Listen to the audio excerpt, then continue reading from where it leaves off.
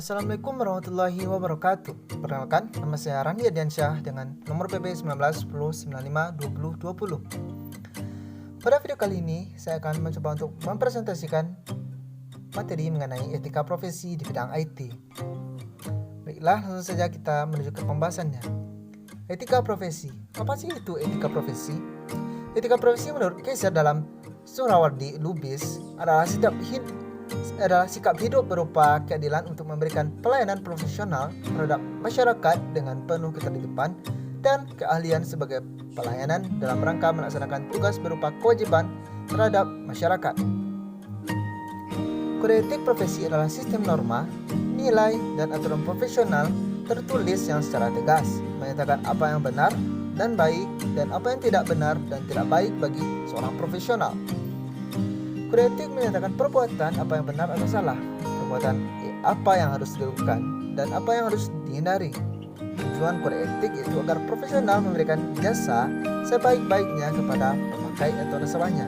Dengan adanya kode etik tersebut akan melindungi perbuatan yang tidak profesional dari seorang profesional IT. Ciri-ciri etika profesi.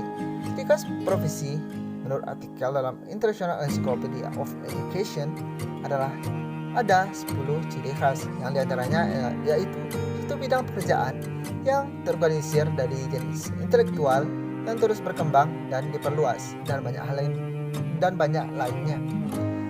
Lanjut kita masuk ke kode etik profesi bidang teknologi informatika. Kode etik profesi bidang teknologi informatika ini memiliki beberapa subtema. Di antaranya yang pertama itu kode etik seorang profesional terhadap informasi atau IT. Dalam lingkup TI atau teknologi informatika atau teknologi informasi, kode etik profesinya memuat kajian ilmiah mengenai prinsip atau norma-norma dalam kegiatan dengan hubungan antara profesional atau developer TI dengan klien, antara para profesional sendiri, antara organisasi profesi, serta organisasi profesi dengan pemerintah. Salah satu bentuk hubungan seorang profesional dengan klien atau pengguna jasanya itu misalnya pembuatan sebuah program aplikasi, misalnya pembuatan program suatu e-commerce atau startup dalam bentuk aplikasi yang lebih modern. Seorang profesional tidak dapat membuat programnya semaunya.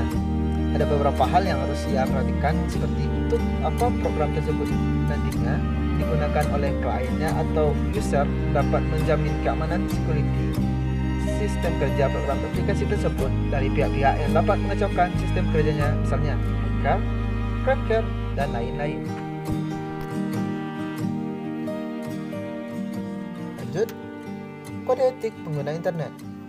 Kita sebagai pengguna internet juga mempunyai suatu kode etik yang harus kita terapkan, yang diantaranya itu yang pertama, menghindari dan tidak mempublikasikan informasi yang secara langsung berkaitan dengan masalah pornografi dan nudisme dalam segala bentuk.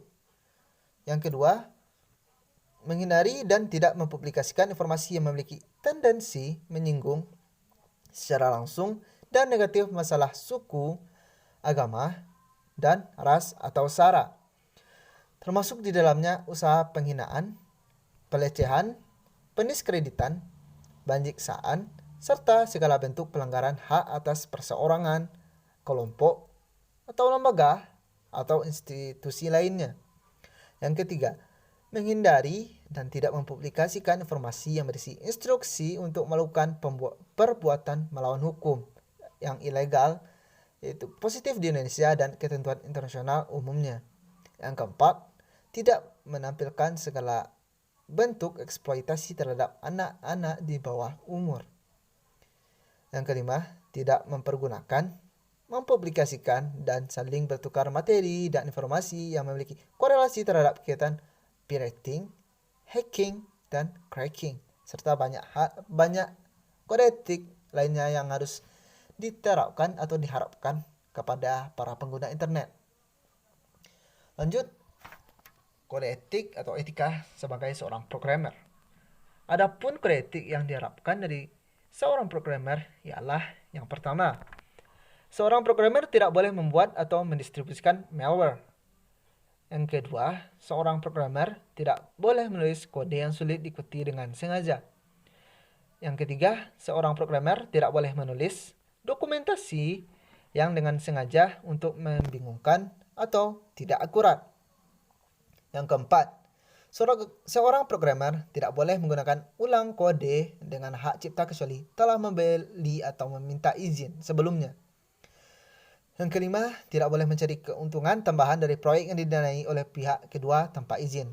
Jadi, jika tidak ada izin dari pihak kedua, maka seorang programmer tidak diperbolehkan untuk mencari keuntungan tambahan dari proyek yang didanai. Yang keenam, tidak boleh mencuri software, khususnya development tools.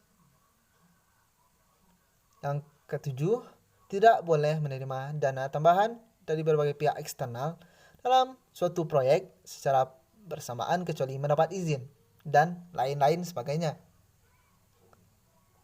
Kode etik di atas merupakan sebagian kecil dari kode etik yang mestinya harus diterapkan dan diharapkan bagi seorang programmer. Lanjut, ciri-ciri profesionalisme. Ciri-ciri profesionalisme ini sangatlah erat hubungan dengan seorang ahli IT, yang mana profesionalismenya ini harus dimiliki oleh seorang IT dari bidang pekerjaan yang lainnya, yaitu sangatlah berbeda. Ciri-ciri dari profesionalisme seorang IT ialah sebagai berikut. Yang pertama, memiliki kemampuan atau keterampilan dalam menggunakan peralatan yang berhubungan dengan bidang pekerjaan IT, atau seorang IT harus mengetahui dan mempraktikkan pengetahuan IT-nya ke dalam pekerjaannya. Jadi seorang IT tersebut harus mahir dalam menggunakan alat-alatnya yang berhubungan dengan bidang pekerjaan IT tersebut dan mempraktikkan pengetahuan IT-nya ke dalam pekerjaannya dengan sangat profesional dan menjamin. Yang kedua, punya ilmu dan pengalaman dalam menganalisa suatu software atau program. Pengalaman adalah suatu hal yang sangat penting bagi seorang pekerja atau ahli di bidang IT. Tidak melulu di bidang IT sih, tapi pengalaman tersebut juga merupakan suatu nilai plus bagi seorang pekerja ketika ingin mengapply pekerjaan ke suatu institusi atau tempat penyelenggara institusi IT.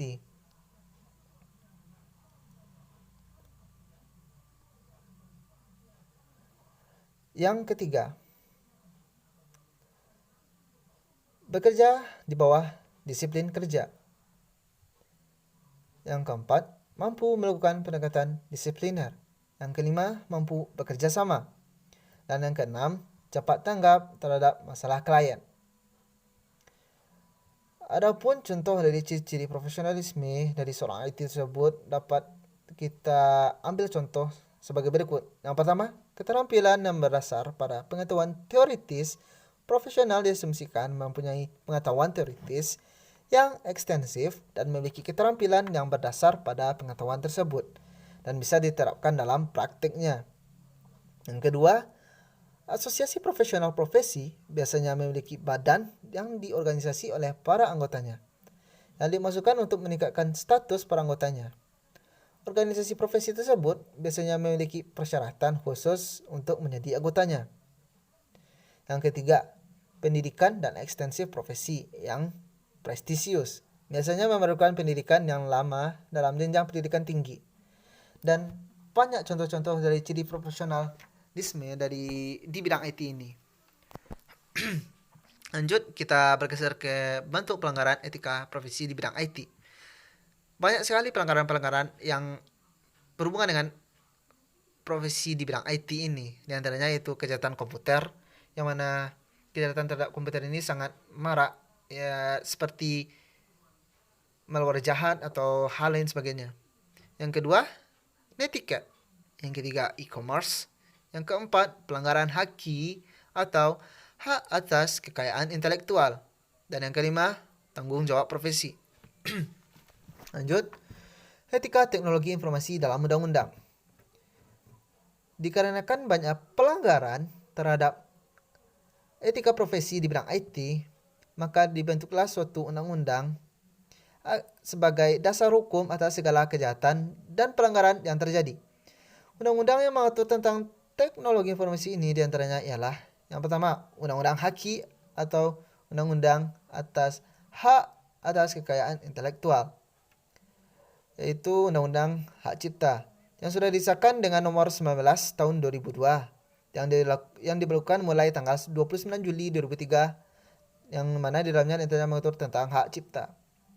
Yang kedua, Undang-Undang ITE atau Undang-Undang Informasi dan Transaksi Elektronik, yang mana undang-undang ini sudah disahkan dengan nomor 11 tahun 2008 yang di dalamnya mengatur tentang pornografi di internet, transaksi di internet, serta etika penggunaan internet.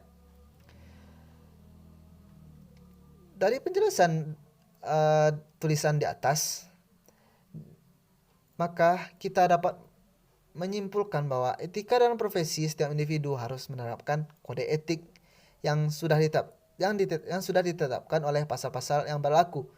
Etika sangat diperlukan di zaman internet ini. Individu yang menjaga etika akan dianggap profesional dalam menjaga kejujuran, kerahasiaan, serta nama baiknya. Sekian presentasi saya mengenai pembahasan etika profesi di bidang IT ini. Apabila banyak kesalahan dari saya mohon maaf. Saya akhiri dengan wabillahi taufik wal hidayah. Assalamualaikum warahmatullahi wabarakatuh.